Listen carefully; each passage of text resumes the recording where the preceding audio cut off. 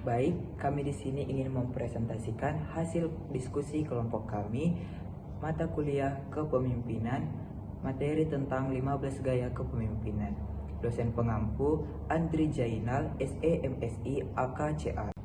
Sebelum itu, kami ingin memperkenalkan diri terlebih dahulu. Saya Janlia Mansaragi dengan NIM 724314 2012. Saya Tri Bunghartati dengan NIM 724214 2002.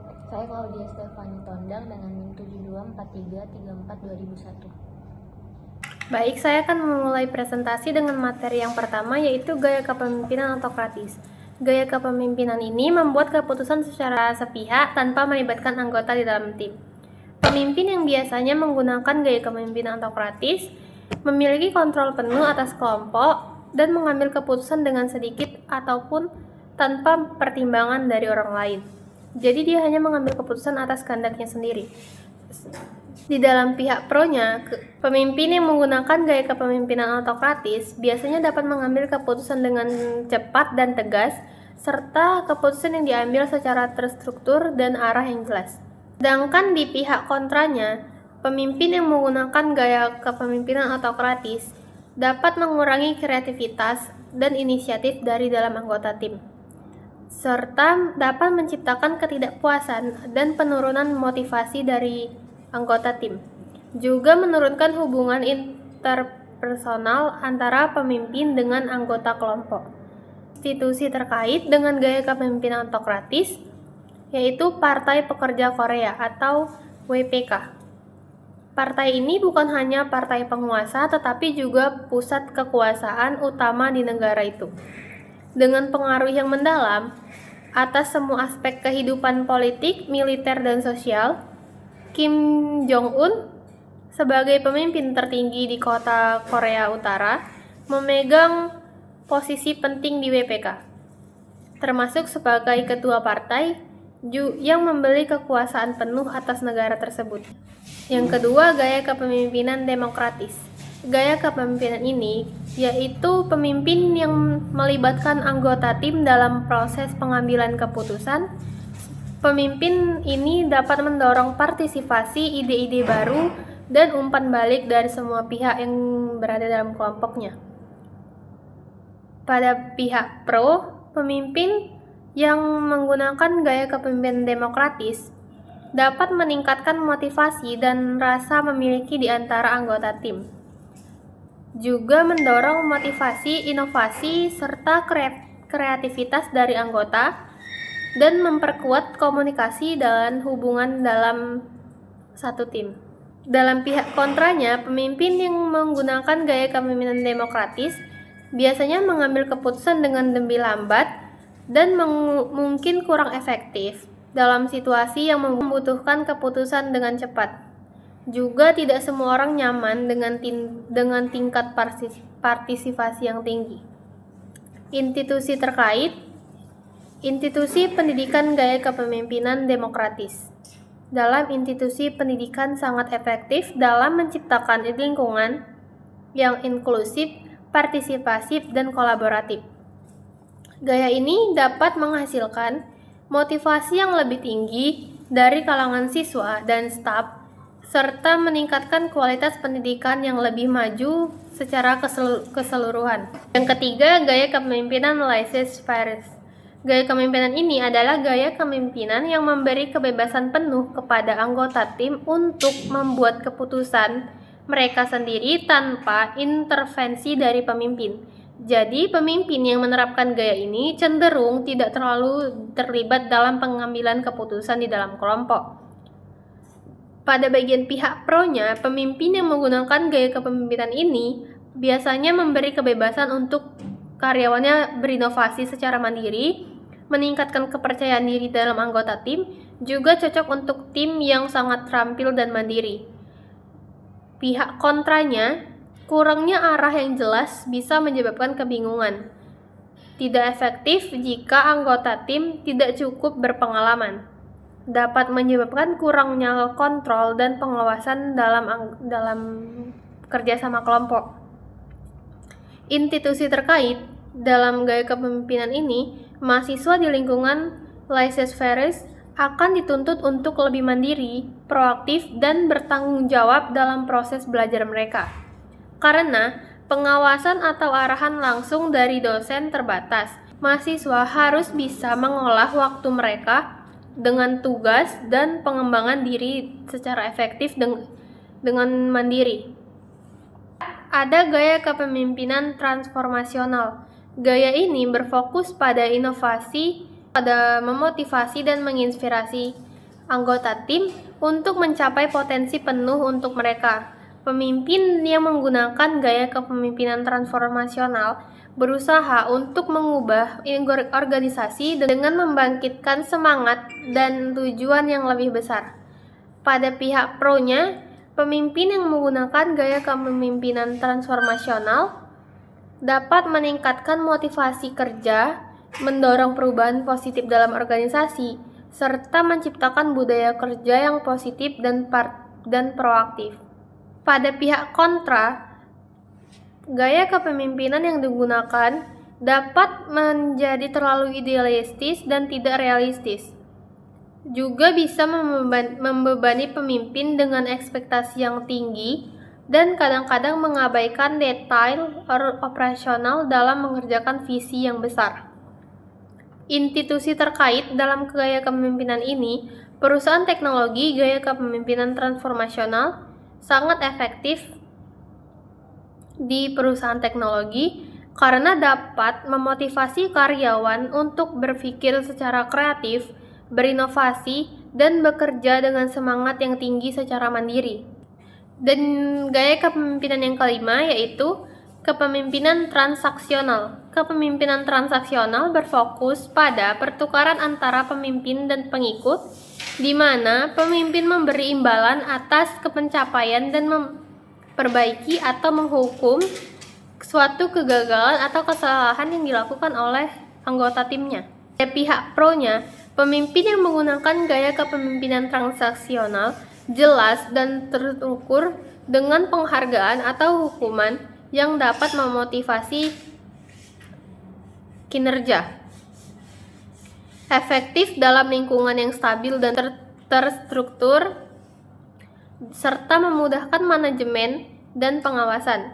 Pada pihak kontranya, pemimpin yang menggunakan gaya kepemimpinan transaksional bisa menciptakan hubungan yang bersifat transaksional dan tidak mendalam, serta bisa menurunkan kepuasan kerja jika hanya berfokus pada penghargaan ataupun hukuman yang didapat. Institusi terkait, institusi pendidikan gaya kepemimpinan transaksional fokus memberi penghargaan dan hukuman berdasarkan pencapaian hasil yang jelas dan terukur. Dalam pendidikan, gaya ini bisa efektif untuk mencapai tujuan jangka pendek seperti meningkatkan nilai ujian ataupun memastikan aturan dapat diikuti oleh siswa. Pemimpin memberikan hadiah bagi siswa yang bisa mencapai nilai yang tinggi dan bisa memberikan sanksi bagi siswa yang tidak bisa mencapai targetnya.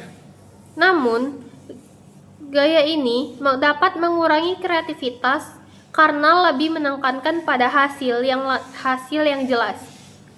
Ini cocok untuk sekolah yang memiliki tujuan akademik yang spesifik dan membutuhkan disiplin yang jelas. Sekian penjelasan materi dari saya, selanjutnya akan disampaikan oleh rekan saya. Selanjutnya yang keenam, kepemimpinan servant leader. Gaya kepemimpinan ini berfokus pada melayani orang sebagai prioritas utama. Seseorang pemimpin yang melayani atau mengutamakan kebutuhan, aspirasi, dan kepentingan orang lain di atas kepentingannya sendiri. Bagian yang pro, kepuasan kinerja tinggi, anggota tim merasa dihargai dan didukung. Meningkatkan loyalitas dan kepuasan kinerja. Yang kedua, pengembangan individu. Dan yang ketiga, komunikasi yang baik. Yang berpihak pada kontra, kurangnya fokus pada hasil, dan kesulitan dalam pengambilan keputusan. Institusi terkait, organisasi nirlaba, di mana organisasi yang berfokus pada layanan masyarakat seperti lembaga amal dan yayasan, sering menggunakan servant leader untuk memastikan bahwa kebutuhan komunitas yang mereka layani terpenuhi dengan baik. Yang ketujuh, kepemimpinan situasional. Pada keterampilan seseorang untuk menilai kemudian memilih strategi kepemimpinan apa yang menurutnya terbaik ditetapkan dalam setiap keadaan atau tugas berbeda. Yang berpihak pada pro di sini fleksibilitas, kemungkinan pemimpin untuk menyesuaikan gaya kepemimpinan mereka dengan kondisi kebutuhan tim. Yang berpihak pada kontra di sini sulit konsentrasi karena gaya kepemimpinan ini yang terus berubah, butuh pemahaman yang mendalam. Institusi yang terkait, kepemimpinan ini cocok digunakan untuk di sekolah atau universitas dalam menangani kebutuhan individu, siswa, dan guru. Yang ke-8, kepemimpinan karismatik. Gaya kepemimpinan di mana seseorang memimpin mampu mempengaruhi dan menginspirasi orang lain melalui daya tarik pribadi, visi yang kuat, dan kemampuan untuk mengembangkan emosi positif. Yang berpihak pada pro, mampu menginspirasi pemimpin karismatik, menciptakan kesatuan, inovasi. Dan yang berpihak pada kontra, ketergantungan pada pemimpin, kurangnya struktur dan proses. Institusi yang terkait, rektor atau dosen pemimpin pendidikan yang memiliki gaya kepemimpinan karismatik dapat menciptakan perubahan positif dalam institusi pendidikan. Yang ke-9, kepemimpinan pelatih. Berfokus pada pertumbuhan individu, seseorang pemimpin bahwa sistem ini hadir saat anggota membutuhkan perhatian yang khusus. Yang berpihak pada pro di sini memiliki kemampuan yang hebat untuk memotivasi dan mendukung anggotanya. Yang berpihak pada kontra membutuhkan banyak tenaga dan konsentrasi.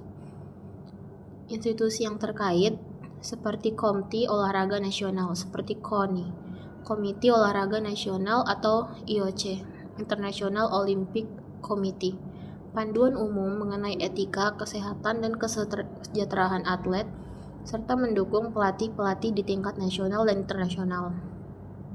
Yang ke-10, kepemimpinan visioner. Gaya kepemimpinan ini berfokus pada pengembangan dan penyampaian visi jangka panjang yang jelas dan inspiratif. Yang berpihak pada pro di sini, pemimpin visioner seringkali mengajak tim atau organisasi untuk berpikir di luar kebiasaan dan mendorong pengembangan ide-ide. Yang berpihak pada kontra, pemimpin visioner bisa terlalu dominan sehingga organisasi atau tim menjadi terlalu bergantung pada visi dan kepuasan mereka. Institusi yang terkait, Tesla yang dipimpin oleh Elon Musk adalah contoh utama dari perusahaan yang dipandu oleh gaya kepemimpinan visioner. Yang ke-11 adalah gaya kepemimpinan birokratis. Gaya kepemimpinan yang berfokus pada aturan, prosedur, hierarki yang ketat dalam organisasi. Pemimpin dengan gaya ini cenderung mengendalikan sistem dan struktur formal untuk memastikan bahwa semua pekerjaan berjalan sesuai dengan struktur yang ditetapkan. Pro, menjamin stabilitas, kepastian, dan prosedur yang jelas. Gaya ini memastikan bahwa struktur organisasi kuat yang membantu menghindari kesalahan dan mudah mengawasinya.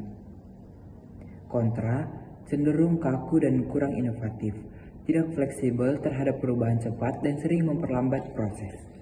Institut terkait, lembaga pemerintahan, atau institut pendidikan yang besar, misalnya Kementerian Keuangan atau lembaga pendidikan di bawah naungan pemerintahan. Yang ke-12 yaitu gaya kepemimpinan quiet leadership. Gaya kepemimpinan yang lebih mengutamakan pendekatan yang tenang, reflektif, dan penuh pertimbangan daripada kepemimpinan yang bersifat vokal atau dominan. Pemimpin yang menerapkan gaya ini cenderung lebih banyak mendengarkan, mengamati, dan memberi contoh melalui perilaku mereka. Adapun pro-nya, pemimpin cenderung mendukung dan mengarahkan dari belakang, sering memberi ruang bagi bawahan untuk berkembang, efektif untuk membangun hubungan yang solid. Adapun kontra, kurang cocok jika organisasi membutuhkan figur kuat atau keputusan cepat. Seringkali berkesan pasif dan kurang menonjol saat kritis. Institusi yang cocok untuk gaya kepemimpinan ini yaitu perusahaan atau organisasi dengan budaya kolaboratif dan fleksibel, misalnya perusahaan teknologi atau startup kecil. Yang ke-13 yaitu gaya kepemimpinan task-oriented. Gaya kepemimpinan yang lebih fokus pada pencapaian tugas atau hasil kerja. serta memastikan bahwa pekerjaan selesai sesuai dengan tujuan yang telah ditetapkan. Pemimpin dengan gaya ini cenderung menekankan pada perencanaan yang jelas, pengorganisasian tugas, dan pengawasan ketat. Adapun pro, fokus pada penyelesaian tugas dan produktivitas, sangat cocok untuk mencapai target yang jelas dan terstruktur. Adapun kontra, seringkali mengabaikan aspek hubungan manusia dan perkembangan individu, dapat menyebabkan stres jika terlalu berorientasi pada tugas tanpa memperhatikan kesejahteraan tim, institusi terkait, yaitu pabrik manufaktur atau perusahaan produksi, misalnya Toyota atau perusahaan logistik. Yang ke-14 yaitu kepemimpinan people oriented. Kepemimpinan yang berfokus pada perhatian terhadap kebutuhan, perasaan, dan kesejahteraan anggota tim atau bawahan. Pemimpin yang menggunakan gaya ini mengutamakan hubungan interpersonal dan menciptakan lingkungan kerja yang suportif serta kolaboratif. Adapun pro, meningkatkan kepuasan atau motivasi karyawan karena adanya perhatian pada kesejahteraan dan kebutuhan mereka. Adapun kontra, bisa menghambat pengambilan keputusan cepat karena pemimpin cenderung mempertimbangkan banyak sudut pandang. Kepemimpinan yang ke-15 yaitu kepemimpinan adaptif. Kepemimpinan yang mendepankan fleksibilitas dan kemampuan untuk menyesuaikan diri dengan berbagai situasi serta tantangan yang berubah-ubah. Pemimpin adaptif mampu membaca kondisi dan kebutuhan organisasi atau timnya, lalu menyesuaikan gaya kepemimpinan sesuai situasi yang dihadapi. Adapun pro-nya yaitu fleksibel dan cepat menyesuaikan diri dengan perubahan. Gaya ini sangat berguna di lingkungan yang dinamis dan sering berubah-ubah. Adapun kontra yaitu terkadang kurangnya struktur dapat membuat tim bingung. Mengambil keputusan cepat bisa berisiko karena bisa jadi belum sepenuhnya matang. Adapun institusi terkait yaitu perusahaan media atau teknologi, misalnya Netflix atau perusahaan konsultan. Sekian presentasi dari kelompok 3, kami ucapkan terima kasih.